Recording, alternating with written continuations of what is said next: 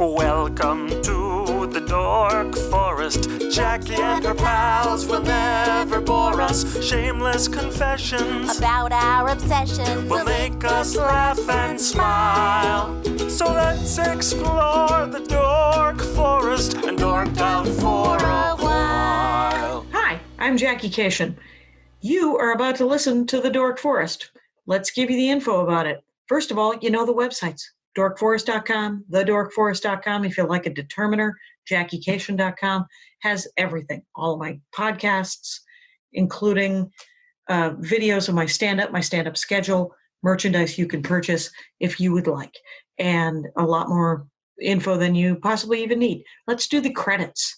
Mike Rickberg sang and produced and composed that song at the beginning of the show. He sang with his wife, Sarah. It's very beautiful. At the end of the program, he sings his version of the Mexican hat dance. That's Mike Rickberg. Vilmos fixes JackieCation.com. He is the web designer over there. And Patrick Brady fixes the audio. And in this case, there's a video intro. Very exciting. Anyway, those are the websites. If you want to support the show, you're doing it already by listening to it or watching it. And another way is to tell your friends and family, go on iTunes, do a review. Another way is to just give me money. Yeah. You could go use the donate button. You can make it even monthly if you're okay with making things monthly. You do a PayPal monthly. There's a monthly choice on PayPal. The PayPal is a button on the Jackie Cation or the Dork Forest website, and it goes directly to me. Thank you very much. I will use it wisely or foolishly. Your call as well. Now, my email address, jackie@jackiecation.com, is where you can contact me if you have any questions or concerns and about the Dork Forest. And I do have a Venmo account. It's Jackie-Cation, oddly enough. Another way to support the show is on dorkforest.com and jackiecation.com. There's an Amazon link. And the Amazon link just takes you to Amazon. You order like normal, and it supports the show because you came from JackieCation or dorkforest.com. Very exciting. Other than that, there is a Bandcamp. You can, if you have listened to all the episodes that are free and you need more content, there are several live episodes that are at thedorkforest.bandcamp.com. And those cost me a couple of bucks, so I charge a couple of bucks. There's also a storytelling album there that you can listen to some stories that I did live. And there are 17 free episodes before the Dork Forest was pre-recorded. So the audio isn't very good, but the guests were super funny and fun and dorky. So if you want to do that, go to thedorkforest.bandcamp.com. Other than that, let's see if there are other things that I should be talking about. Possibly the merch. Yeah, if you want to buy merch. The only other thing I want to talk about is the merch. You can get Dork Forest t-shirts, and you can get stand-up comedy t-shirts. You can get my albums or my DVD over at jackiecation.com/merch. There's pins, there's a challenge coin, there's a bunch of new things happening over there. Anyway, a lot of information. I don't think I've missed anything, but who cares? Let's get into the show. Hey, it's Jackie Cation. I'm over here in my house. And Sofiya Alexandra's back of the show. You only did a live one, so now we get to just talk to you. Welcome to the program. I'm so excited to be here. Thank you for having me, Jackie. But of course. And I will say that as I do my layering of whatever these windows are, that it's the Sofiya, Sofiya. It's at the Sofiya. And it's Sofiya Alexandra, everybody. Stand-up comic, new album out called Father's Day. That's right, everywhere that you get comedy albums. So chop, figure it out. You're indoors, hopefully. You got time to kill. Let's do this. I like the brisk, no-nonsense nudging to get my album. I wish that I was as good as pitching it. I'm like, I don't know, maybe download it. You might like it. Here's a picture of my tits. Will you buy it now? What about now? And what about just the left one? Anyway, very impressive. You're doing a scoop neck. Okay, so here's the weird thing. So I asked for your dorkdom, and you came up with something so incredibly dorky Oh, yeah. This is huge. This is a big thing. My brother Phil has wanted to come on and talk about this very topic. I called him just to gloat that he was not going to be talking about it. He said, well, I could talk about it too later. And I said, yes, you can. And but right now, Sofiya Alexandra is going to talk about the Robert Jordan series, Wheel of Time. Do I have that correct? Yeah. And if people don't think that sounds like appropriately nerdy yet, I would like to tell them that this is a 14-book series, and the average page count is about 800. Right. And isn't it 17 books, 3 by Brandon Sanderson? Yes. I'm sorry to be a truther, a Robert Jordan truther over here. No, the last 3 count for sure. But Robert Jordan died. I'm not saying that writing this killed him, but I am suggesting it because that is a lot of writing. It is so many. It's because of 14 books and each one's 800 pages. Yeah, between 400 and 800, they get longer as you keep going.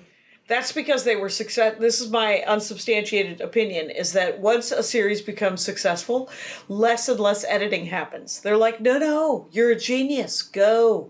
And hence 200 pages of camping in the last Harry Potter book. So that's for me. Now, here's the thing about the Robert Jordan books. I've never read them. Weird. Wow, Jackie. I can't believe I came here and outdorked you. Exactly. Oh, it's usually not possible in reading stuff, but for some reason I didn't get it. I didn't get it. So it's still available. I was just talking to my brother Phil, and he was like, I love them. They're so good. And I was like, that's great. And I said, here's the thing. I love them, and they're not good. Do you know what I mean? Like, yes, I do know what you mean. And it does not diminish how much I love them in any way. That is amazing to me that because I have books like that myself that you're just like, no, they just keep going. That's what I love about them.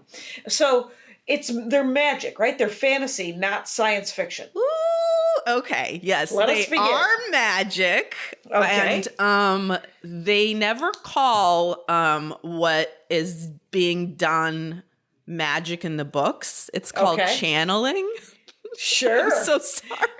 You're making yourself giggle. I know. I'm just so excited to talk about it. When I said to my husband, I was like, how am I going to fit this into an hour? He's like, please feel sorry for those people. It's like, all right. Oh, no. Oh, they're soaking it up. Let's hear it. So, okay. First of all, you're like, yeah, I never got into these. So this probably has to do with timing, okay? These came out in the 90s when I was in high school, and I was not having any sex. And I had so much free time. I didn't have a car. I didn't have a lot of friends. You were a child. Yes. Yeah. I mean, I was just blowing through these Robert Jordan books as if, at the end of that was a boyfriend, but there wasn't. No. Newsflash, or girlfriend, really. So that's how we all spent our formative years. You're really in the safest space you've ever been in. Yeah. So being so horny and so young with so much time is really how you end up getting into a series this long. And the other thing that's probably a big selling point if you're a nerd is it touches on a lot of other mythologies from like other books and also like world religions and stuff. So in that way, it's also extra nerdy and fun. And you're like, oh, this is actually about, King Arthur's knights, but like they're slightly renamed and like, oh, this reminds me of this. So he has no problem just co-opting. He's just like, mine. Yes. It's just like Judeo-Christian, Asian, Thor, who cares? I'm taking all of them. All of it. All of it. The only thing he could not master was how to write women. That is something completely escaped him. This is 14 interesting. Books. My brother Phil actually said incredibly strong women characters. That is exactly what a man who likes this series would think. Because I right away was like, oh no, this is sad. He's just never getting it. Not even one time he's not getting it. There are women though, right? There are women. Here's how he likes to write them. Okay. If there's a big meeting of women, at least 2/3 of the meeting description will be about the different dresses the women are wearing.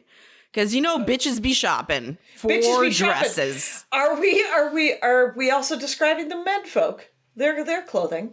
Does he like to doublets? No one cares. No one cares because they're men, okay? They have ideas that we need to talk about. Okay, Jackie? Not outfits. The women, it's like, oh, she was wearing a brushed red silk with silver vines crawling up the sleeves. Her just a hint of her bosom atop, and also they're like so unbelievably chaste. There's never any fucking in them. Oh, that's how safe of him, Safety Mouse. So maybe he was describing the dresses because he was like, yeah, and then that's how you get under it. He's like, that's as close as I'm gonna get. 37 buttons that I would have to undo, but they're all made out of whalebone. Anyway, or whatever the fuck. Anyway, so. So women are, it's not that he writes them as like, women are dumb and weak. It's not that kind of sexism. It's like, everyone's beautiful in some way because why would we care about a woman who's like not hot? And then all the description that is the men talking about how befuddled they are by any emotions or thoughts that the women have or behaviors. They're like, well, I just don't get it. She seems mad. I don't understand why. Why is she so mad? Angry mad, or has she gone mad? Is she insane?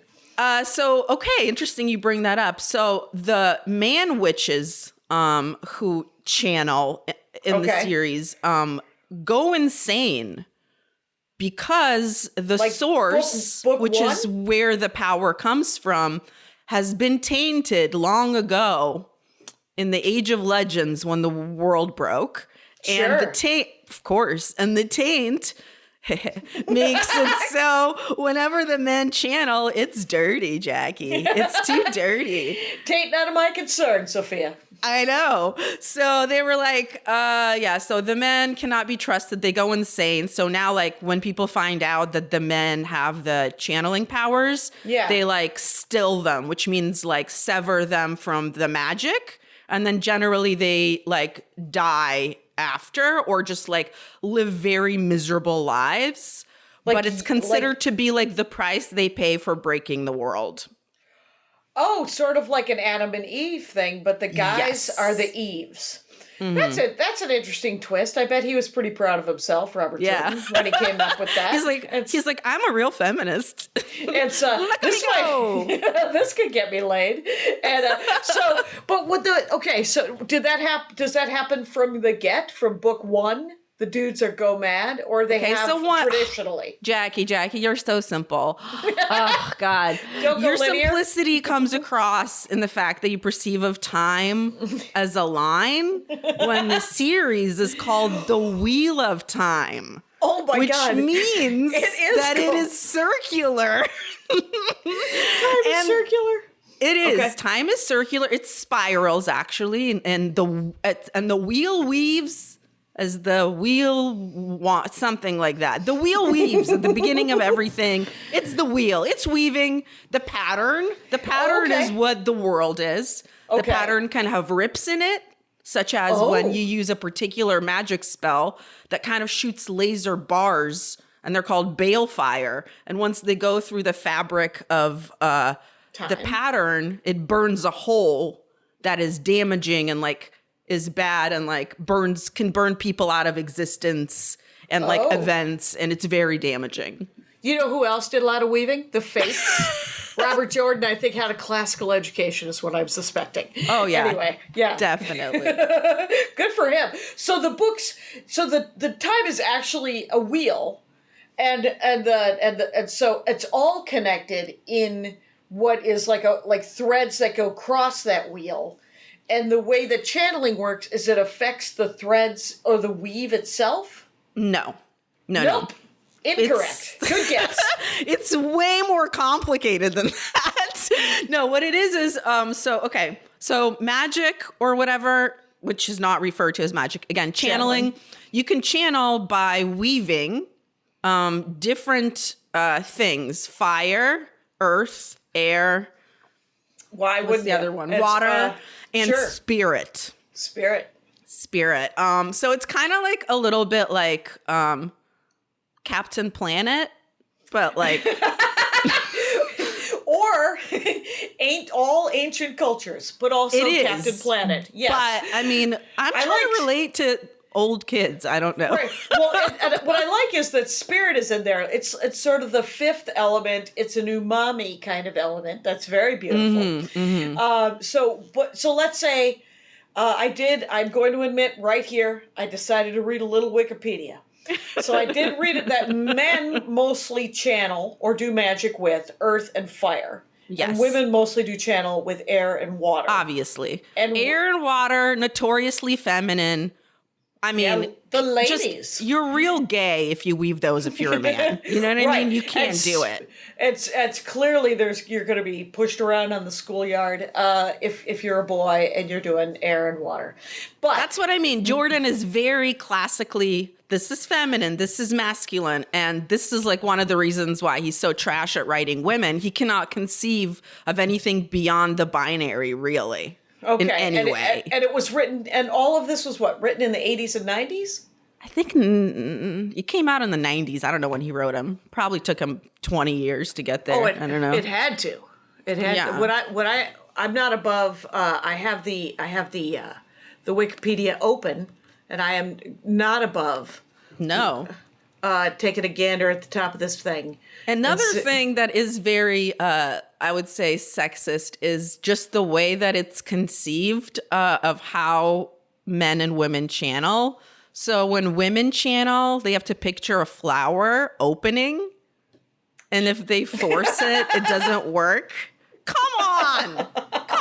Georgia O'Keeffe somewhere is like, seriously? No, Rolling that's too over literal, in Robert her- Jordan. And she was there for the literal. Yes, that is okay. 1990 to 2013, and he died in 2007. So he started writing them in 1990, and he died in 2007. So in 1990, did you start reading them in 90 or did you read them in 95? I started in 96. Okay, and so there were probably several books to read by that time. Yes, but he wasn't done writing them until later, so I had to reread the entire serease Every time for a the new one end. would come out? No, I waited till all of the ones at the end were out, and then I reread the whole series to get the end. Okay, so you read I had cancer. I did 96. not have a lot to do. So I was like, well, this is the perfect time to reread 14 books that made me feel nice as a child. Yeah, but here's the thing. So did you wait, like in 96, you read, let's say, whatever the first 4 of them were out, and that's him churning them out like this is a romance novel. So you read the first 4, and then you're like, where's the next one? Where's the next one? And then he would publish, and you would go grab it? No, yeah, I would go grab it. Yeah. Yeah, I basically made it through, I think, 7 or 8 before I started having sex and friends. Well, did you have to wait? No, not to belittle your sex drive, but no, let us but let us speak to the books themselves. There were how many were published in 96? Do you know? I think at least 2. Okay, so did you? So even when you, let's say it's 2004. You're getting some. Are you still looking on the shelves, hoping that there'll be a new Robert Jordan book? No, that's the thing. I stopped when I went to college and just basically had other shit to do. And then I didn't come back to them until cancer 3 years ago. And then I reread everything from the beginning, and then the ones I didn't read because I had stopped reading. Right. And by then, Brandon Sanderson had taken over with his notes and had finished the last 3 novels. 800 pages as well? Yeah, some of them even more. For sure over 1,000. Wow. Because it says here that Jordan thought it was one more book. I bet you he kept saying that. He's that guy. From what sorry to be extra nerdy, but from what I understand, Sanderson really wrote one book. It's just that it's 3 because it's such an epic story. Right. And the thing is now my brother Phil told me that he ended up skipping book 11. So he read book 10 and then he read book 12 because he didn't have 11 handy. Huh. And he went back to 11, and it turns out the entirety of the 800 pages of book 11 is 3 days.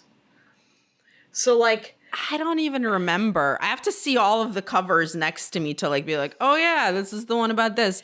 But yeah, it's not the kind of thing where you can keep the threads alive in your head when you're not reading it. It's just too many characters.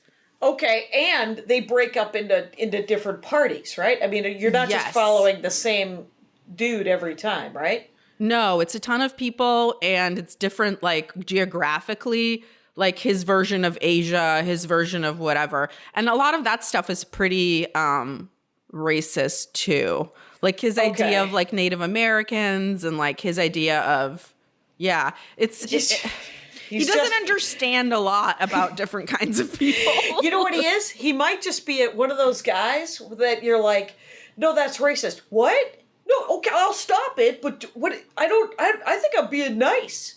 And you're like, well, you are actually not. But as long as you could be taught, please keep it together. It's a lot of like, oh, these like darker skinned Asian people are inscrutable, shit like that. Like these little stereotypes of like, okay, so it's just like know? that. And so that's interesting because so here's the interesting thing is I just found a website that the Wheel of Time series list in order 15 books. Brandon Sanderson has been, because my brother Phil, he posits that Brandon Sanderson is a much better author than Robert Jordan. Yes, I've heard this too. But the weird thing is when you are tapped to finish a guy's book, it's not like you're going to come in and like reinvent the wheel of time. Sorry. You can't. You realize some wordplay right there in the middle of your own sentence. God, I'm so sad. I miss people, Jackie. But yeah, like it's weird to be tapped to finish someone's vision when you yourself are like a different kind of author and maybe like more advanced or better in certain things. But like if you took it over and suddenly were like, yeah, no, this is what it looks like when you write women, if you know women, then people would be like, what do you mean? You didn't describe her dress and she wasn't tugging at her braid every moment when she was angry. Like that. Wait, so Brandon Sanderson writes the women better, to your knowledge, or? From what I understand in his own writings, he does. Well, I've read the Mistborn series and I've read a blessedly one-off. Think about it, Sofiya Alexandra. A book that has one book and it's a whole story and then you're fucking done. It's an amazing book. It's called Elantris and it is beautiful and weird and like moody as fuck, but it's incredibly great world building, and it was probably why he was tapped to write this thing because Mistborn was moody too and weird, all misty. And there were 3 of them, and I believe his publishers, because I think they added a couple more. The Mistborn series, here's my thing. First book, amazing. We learn about the mist. The second book, we cure the mist. Third book, shit. The mist is back? No, there's no fucking mist. That was what made that world interesting, sadly. Oh, that's okay, a drag. that's just It's a confusing. drag. Yeah, so the Mistborn series, I say, just read the first one. It's great. Oh, but I'm definitely going to check them out now. And then the Elantris, which Elantris. Yeah, Elantris. That's what I'm going to read. It's gorgeous. It is literally it's about religion and politics and immortality and some really good looking people who lived in a walled off place, and then they were cursed, and then they're being taken advantage of now that they're cursed, and they're like, but we were trying to help. Anyway, so it's like this whole, it's super cool. Elantris is super cool. I'm But, definitely going to read that. Yeah. Because the reason I love this is world building for sure. Yeah. And just really cool concepts like, the world of dreams where people can have meetings and stuff. And if you go That's Zoom. It's Zoom. If you go there in the flesh and you die in real life. They also call the dream world, it's like where the wolves, it's the wolf's dream. It's where the wolves live too. Okay. So when wolves die, they like go there. And then when wolves sleep, they go there too. It's really interesting and cool. And then there's stuff like, the thing about like channeling and weaving is you can heal somebody with it. You can hurt somebody with it. You can do really incredible things. But then there's still really simple stuff like, if you have some of this fork root, then your ability to channel disappears for as long as it's in your body. So it's this really interesting idea of like, there's people that have skills that are outside of channeling that are like, they can talk to the wolves, but it's not like... It's not channeling? It's called something else? It's like, it's just like an otherworldly kind of a skill. Is it a talent? That word was used in the Yes. Wikipedia. So instead of channeling, it's sort of magical, but it's not channeling. It's just a talent. It's a very specific one-off. Yes, exactly. And people can have, and like a lot of times, well, the cool thing about the magic powers and how you realize that you have them is, if you say are like one of the main characters is a wisdom for her village, which is like, a woman that is like the healer for the village and also like gives advice and stuff and is kind of the unofficial head of the village. Like the men have one, but the woman is her own thing and is just as powerful and if not more so. But for example, like she didn't know that she could channel, but for like her whole time as the wisdom, when she healed people with herbs or did whatever, they would heal so much more remarkably better than anybody else. She didn't know that that's what was happening. They were just like, she's a really skilled wisdom. She's just and then an later incredible on, healer. it's like, she had a really good talent for healing. So when she found out how to like weave magic and do all of that, her skills and healing were far and away beyond anybody else's. So it's like little things like that I don't know, I think are cool. And that is cool. How did she find out that she had channeling powers? I mean, other people who can channel.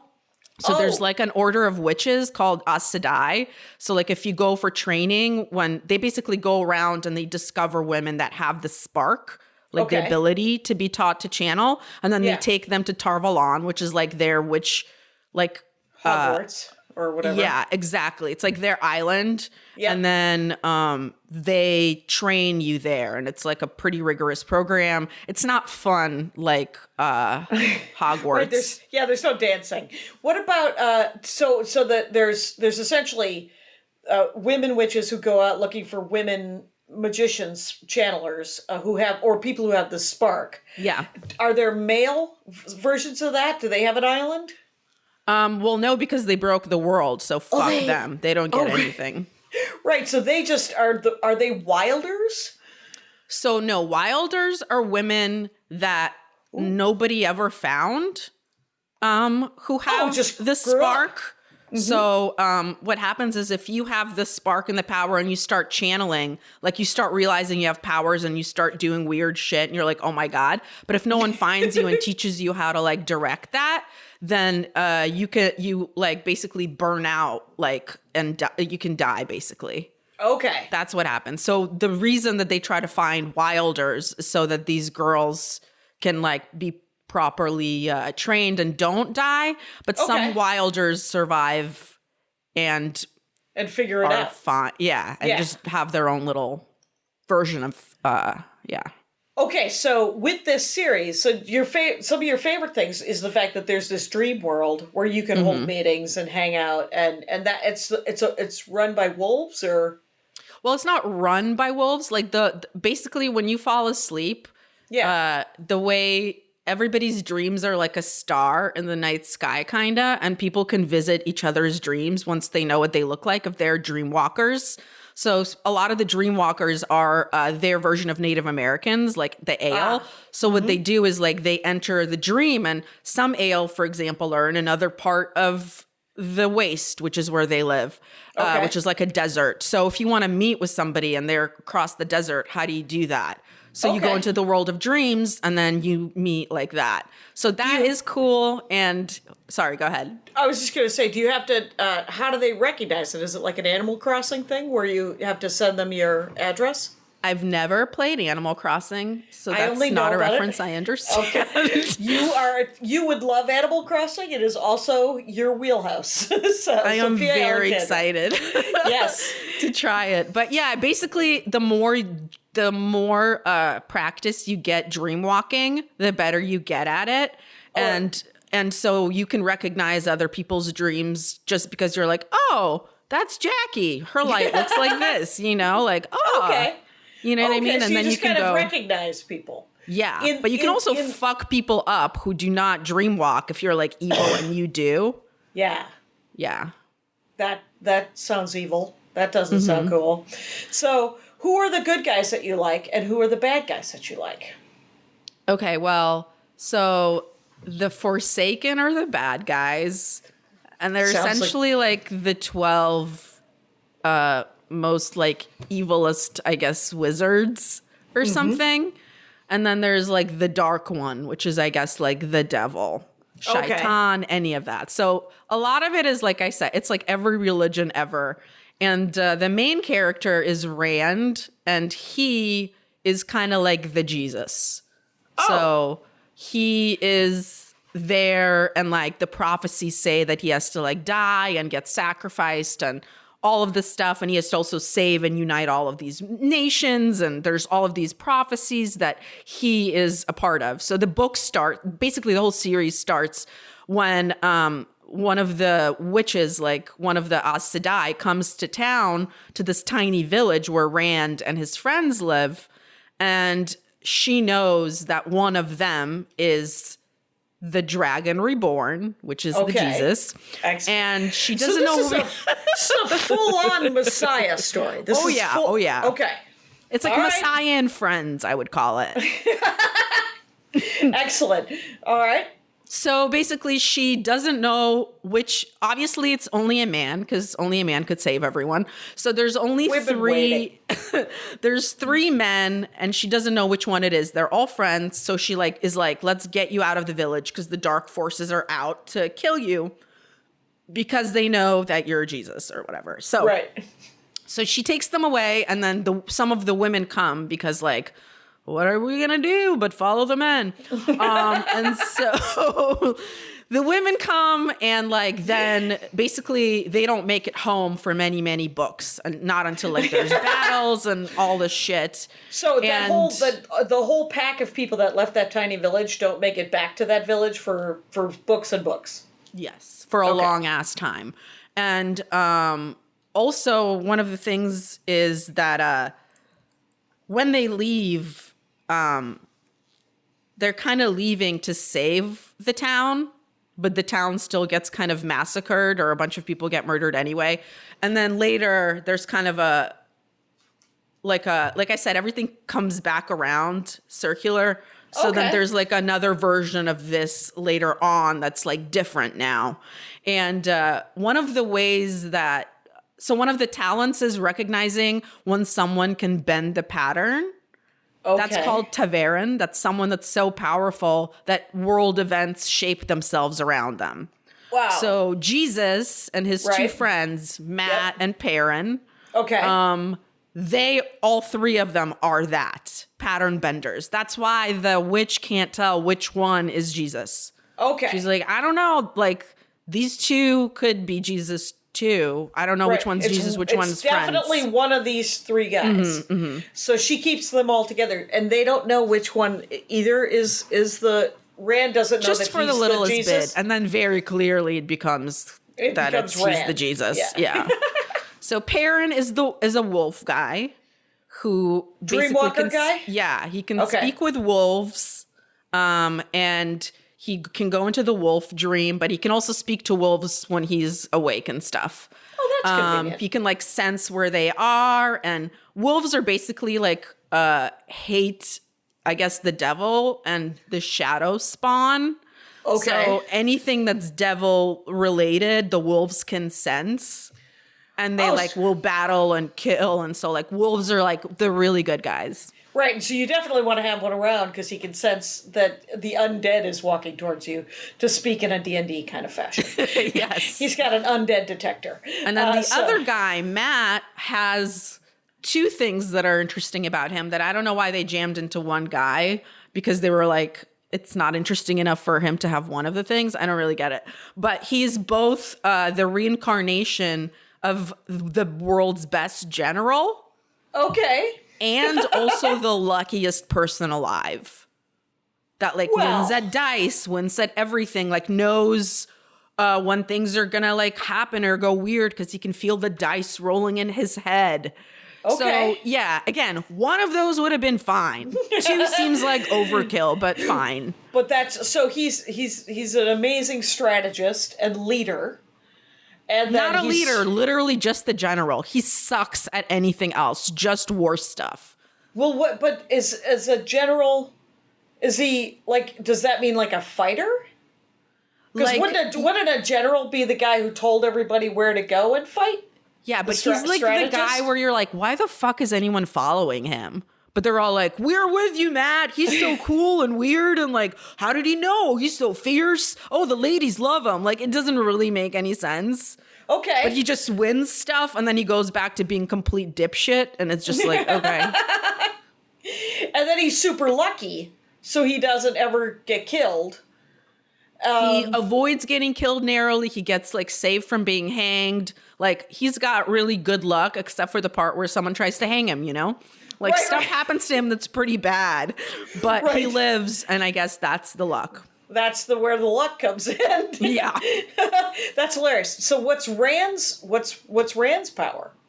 So Rand's power is he's the most powerful male channeler alive. Okay. And so the reason that he's dangerous is the Aes Sedai know that he's supposed to save the world, but he's also gonna go mad at some point, all male male channelers do.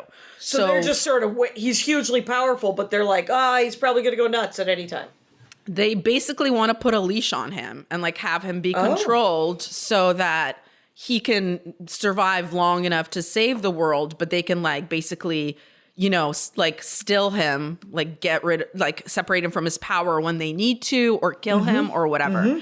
They basically, their whole job is to find men and to diffuse them. Not whole job, but one of their jobs. So yeah, so they're okay, what do we do? He's supposed to save the world and break the world, and we don't know which order it's, we need to make sure this goes well. So yeah, that's kind of the whole thing. And he knows he's supposed to die too at a certain point. Okay. And he knows that he's going crazy, but he can't let other people know about how crazy he's going. But they can also see him talking to himself or other people. Okay.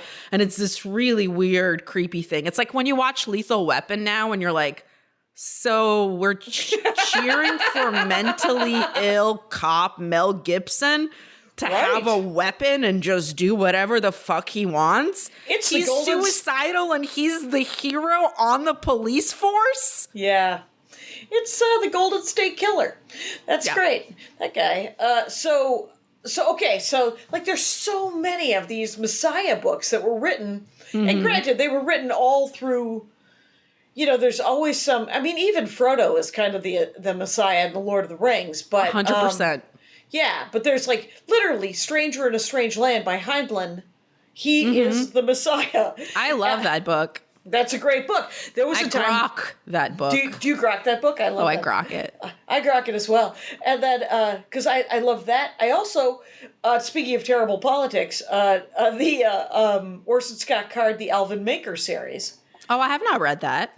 Well, the first three are great. The next three, he doesn't know where the hell he's going. It all falls apart. It's like you're Lost. just like, right. And he can't, and then at some point he decided to hate gay people. So we're like, boo. Whoa, that's a twist. It was a Mormon twist. The guy went back to the book that was written in northern New York, and decided to give a shit about that. So no one he's needs the guy, that. Orson Scott Card, he wrote Ender's Game, and so it had some potential. Anyway, but there's so many, like when you think about.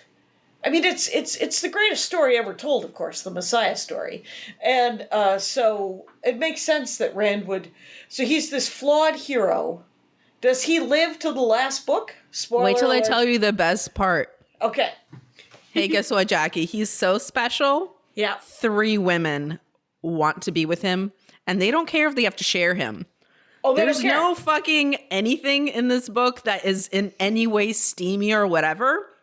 But you can tell his one fantasy is that he could fuck 3 women continuously through his life and have all of them love him and never fight or be upset and it's not that I don't believe in that. It's that there's no point in the book where there's even a consideration for like, hey, well, what if a bitch wanted 3 dudes? And it's very Robert Heinlein. And then also, that's...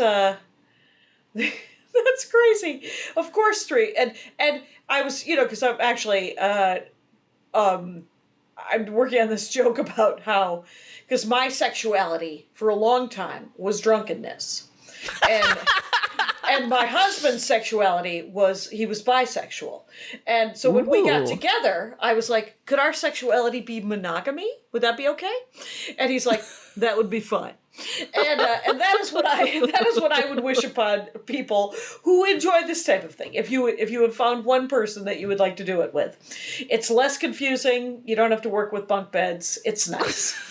Anyway, No, I am more than pro polyamory, but this is very much a man's idea World. and fantasy of everything in this book. So I mean, I am personally turned on when the women are together. And Okay. all I want is to be one of them and to just have us fuck each other. And I don't really see how he's at all important in any way. Because they are really cool, But also, They're like, super the cool. fantasy goes, like, one of them is, like, a redhead who is, like, gonna be the queen of Andor, whatever. And one of them is one of the Native American ale women. Yes. And one of them Dreamwalker. is, I'm like, and one of them is, I think she's supposed to be Asian and like very tomboyish and also has Okay. the gift of like reading omens. But I think the idea was you could have everything. The idea Yeah. was like, let me take a little bit from everywhere to like show the male fantasy, which is like a smorgasbord of pussy. Which is interesting because you want to say, hey, that's great. I mean, why wouldn't you write a novel where your lead? Because I mean, whenever people do write fiction, you're like, well, what character are you, right? Who are you? The lead character? Are you the buddy who's Because I spent most of my adult life being the wingman, right? I was constantly going, no, she's not going home with you. No, she's really, really fucking drunk. Me too. But neither of us are getting in your car. No, that's great. No, you got her number. Call her. You're good. All right, let's go. And so, I mean, why wouldn't you? I mean, like if I wrote a novel, I think I would write from the perspective of, I think I would want to be the wolf guy. Who do you want to be in the books? Ooh. I for sure want to be an Aes Sedai. And are those witches or? Those are the witches that are like in the formal witch order. Okay. Because I feel like one thing that's great is the longer you touch the power, quote unquote, which is the longer you've been channeling for. Touch the power just is like, you Awesome. mean fucking clitoris, right? That's what you mean. Just say it. I don't know. But yeah, so the thing is, the longer you touch the source for, the more ageless you are and the longer you can live. Some Aes Sedai have been alive for over 800 years, Oh, okay. which is Wow. fucking dope. So it's like, why would I not want that? Are they murderable? Yes. So how did they? So they lived, but they were also shrewd, right? Like they wore a They're seatbelt. they're all mortal, but obviously because they have such great powers, they can protect themselves better than most people. And each Aes Sedai, except for the red, so there's different colors that they like. You claim an Aja, like your Red Order or whatever, Okay. or different colors. So the red one, they hate men and they want to like still all of them, gentle all of them, and basically they do not believe in this, but everybody else believes in Okay. having warders. And a warder is a warrior that is bonded to you through magic so that in your brain, you can always feel each other. So he knows when you're in trouble and he needs to come save you. You can tell if he's hurt so you can heal him, stuff Okay. like that. So it's like a really cool symbiotic relationship. And it's always one of the women witches and a dude. Yes, but the green Aja, who loves dudes and just loves to fuck, can have multiple warders. That's Okay. the Aja I would be. So you could have a bunch of warders, and they also fuck. You also fuck your warders. The other ones do not. They're just Okay. like it's a working relationship. But the green Aja is like, why can't I have a little fun while we're here? Right. You signed an NDA. We've talked to HR about this. Anyway, so I'm hoping it's consensual, but Yeah. who knows? The thing about science fiction, especially science fiction that was, that isn't particularly woke or awakened only to fall asleep again, I have to say is that its consent is always sort of half implied, and then you're like, okay, I do kind of want to be forced, which is such a weird way to write something that is currently not in favor. Because for example, all of the currently being written romance novels, consent is such a huge fucking issue. And I read historical romance novels, so they're retconning, they're retroactively putting consent into the 1800s, where the guy is like, "Are you sure you want to do this?" And she's like, "Yeah."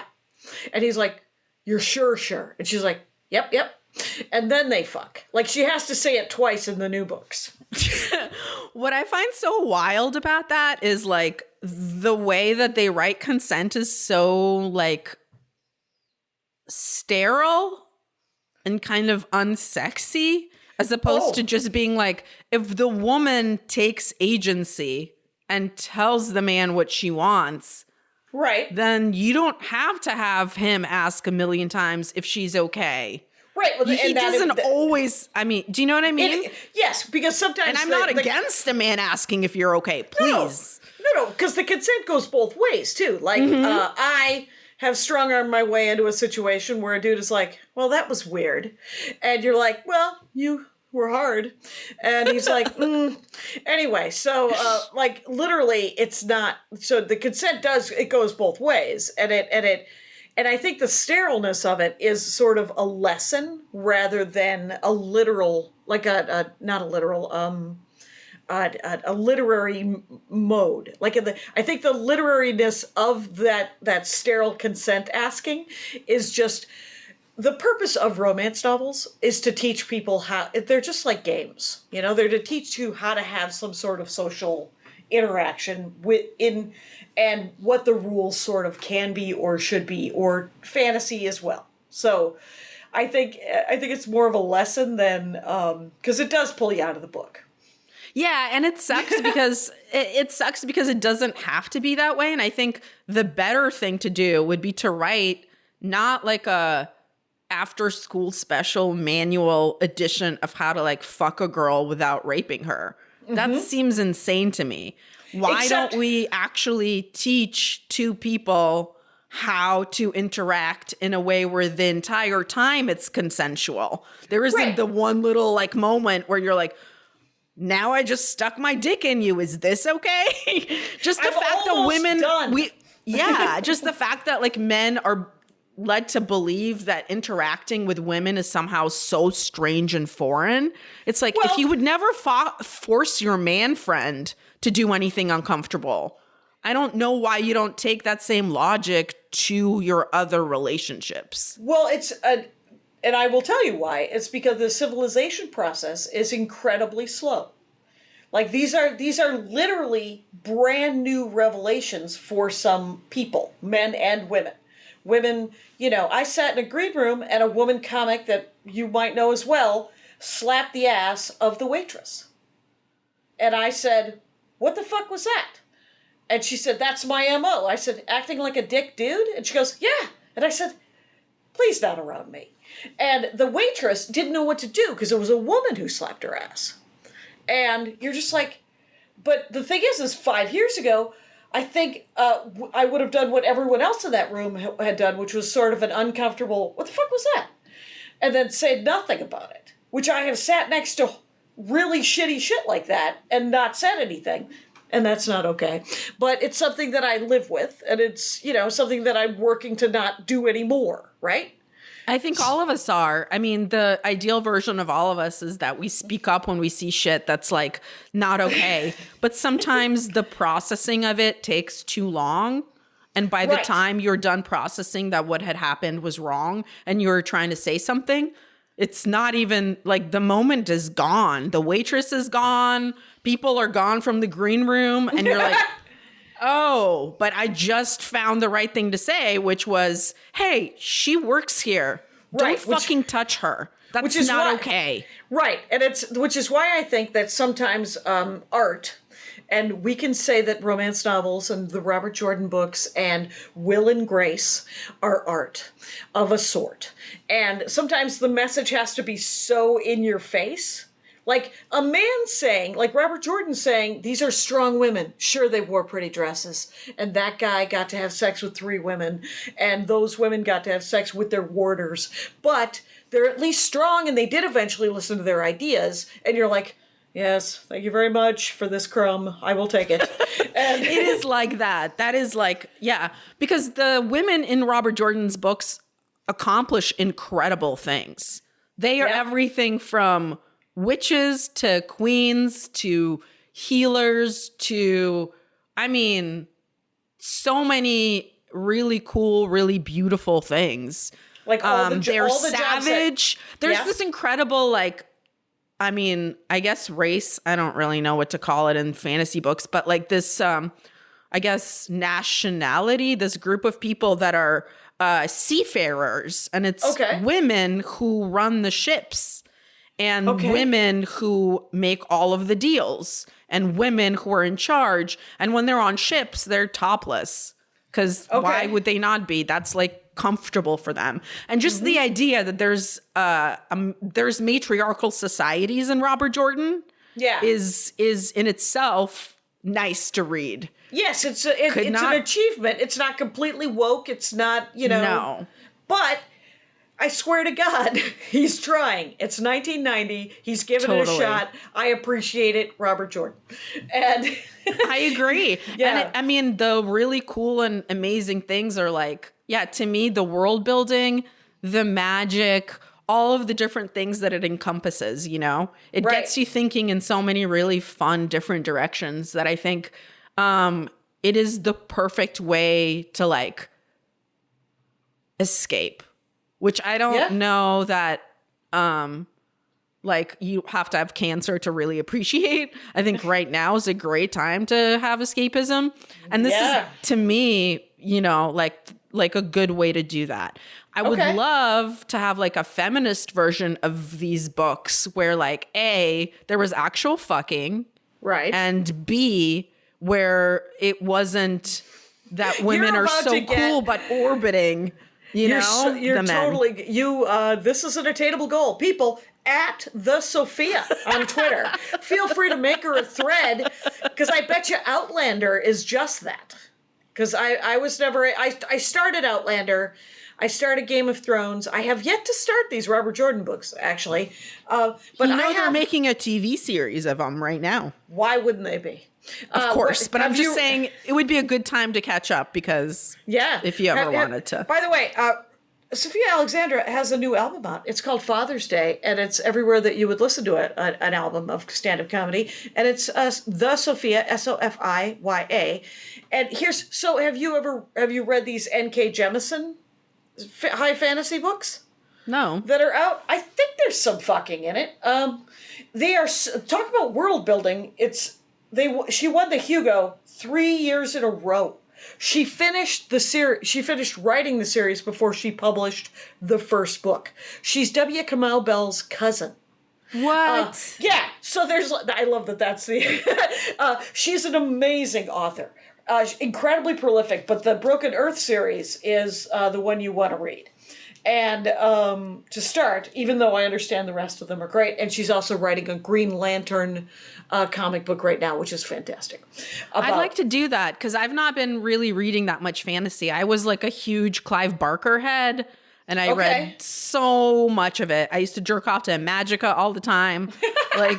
I mean, honestly, I was like, ooh, someone who just shifts and doesn't have a gender or a sexuality or a you whatever. Want some, that was you so know who was fucking writing hot. in 1990 and has amazing women characters and male characters and sexy talk and gender fluid is Lois McMaster Bujold, the Vorkosigan series.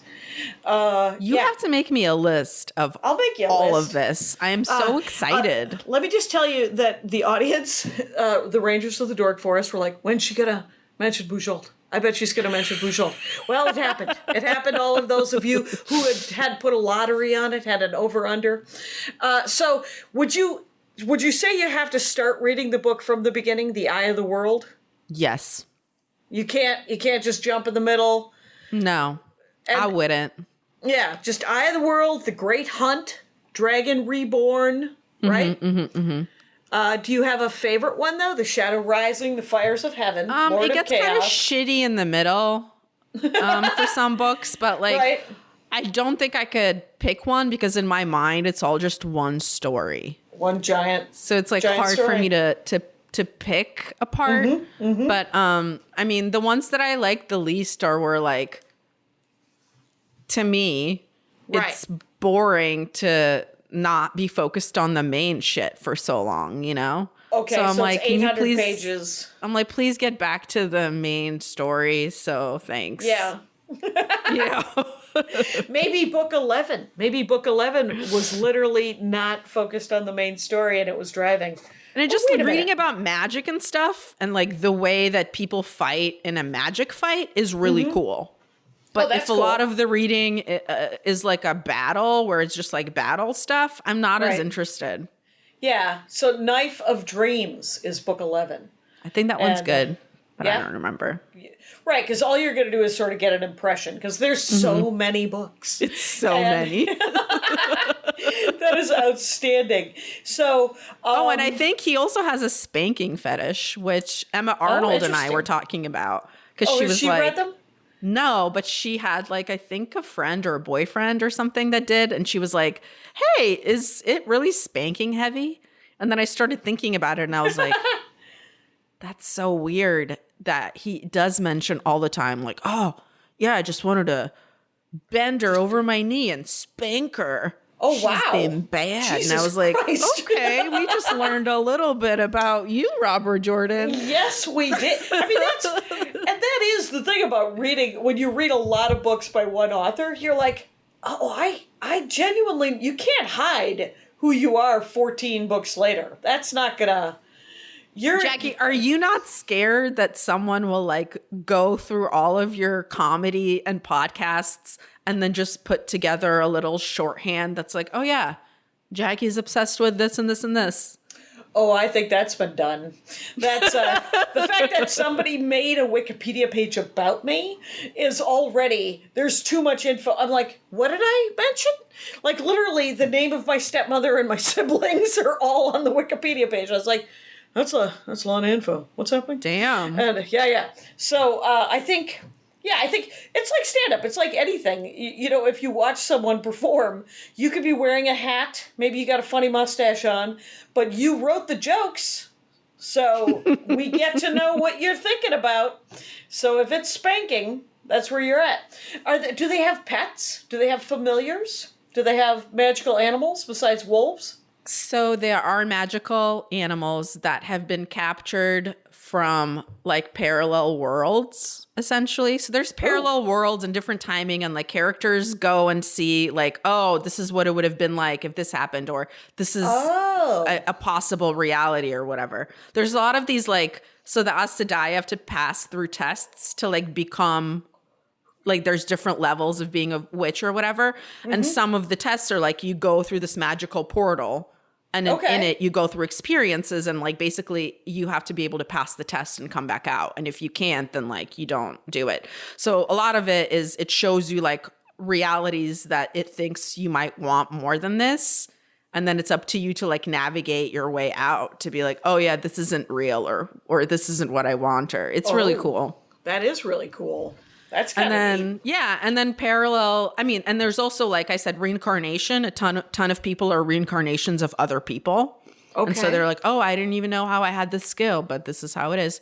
And like, you know, even like Jesus, he knows who he's the reincarnation of. It's like Luz Theron, who's another big magician from like the olden age. Okay. So it's everything together, all of the religions, all of the mashups. Awesome. All of the mashups, all available in one giant series. Mm-hmm. And sometimes super cool imagery, sometimes poorly written, but still super cool imagery. Is that what I'm getting? Yes. Okay, I love it. You know, we are at an hour, my friend. That'll happen. And Sofiya Alexandra, by the way, is a great comic, and you should find her everywhere that you find stand-up comedy. And she has a new album out called Father's Day, and it is spelled Sofiya Alexandra, like you would spell Alexandra. And her Twitter handle is that Instagram too is the Sofiya. Mm-hmm. There you go, the Sofiya, you guys, and feel free to tweet at her literally just a pile of sexy times. Gender-bending, fantasy, epic stuff. Because guess what? Oh, we know it exists, right? Yeah, and it's been so long since I've gotten into new fantasy. And I was really like, I used to read a lot more graphic novels too. Okay. And now I'm more like, really like, On Earth We're Briefly Gorgeous. You know, that's what I'm reading now. What is that? Have you read that? It's by Ocean Vuong. Okay, is it sort of philosophy or no? It's nonfiction. It's a gorgeous, poetic type memoir. Oh, okay. Sort of. It's kind of like a letter to his mom that she's not ever gonna read. Okay, that's sweet. Yeah, no, but it's like about her being abusive, but also like her being from her surviving the Vietnam War and like how that changes a person and like makes you who you are. And like he's also a queer writer, and just as an immigrant who's queer, it was a big deal for me to like, I really wanted to read another queer immigrant story. Yeah. And I loved it. There's so many, he's also like an incredible poet. Okay. And when you read this, the beauty of his writing it took my breath away. I had to reread a bunch of times the lines that would just be like, oh my God, like, how did he do this? So what's his name again, and what's the name of that book? The book is called On Earth We're Briefly Gorgeous. You can tell he's got away with words just from the title. Yep. And his name is Ocean Vuong. If I'm pronouncing it wrong, I'm really sorry. Hold on, how do you pronounce it? Look it up. I don't know. It isn't NG. It isn't Win, is it? It's Vuong. Is that Vuong? I don't know. But we've spelled it now, and so people can find it. Yeah, and it's truly, you guys are going to love that book. That book gorgeous. Is so good. Okay. Sofiya Alexandra, thank you so much for doing the Dork Forest. Thank you so much. This has been a delight. Rangers, you know the rules out there. Take care of each other. My hat, my hat, my hat. They're dancing around my hat, my hat, my hat, my hat. Well, what do you think of that? If it looks looks like a Mexican hat dance, and it sounds like a Mexican hat dance. It's most likely a Mexican hat dance. So take off your hat and let's dance. Yay! Oh my God. Why don't we just call that as the end of the show?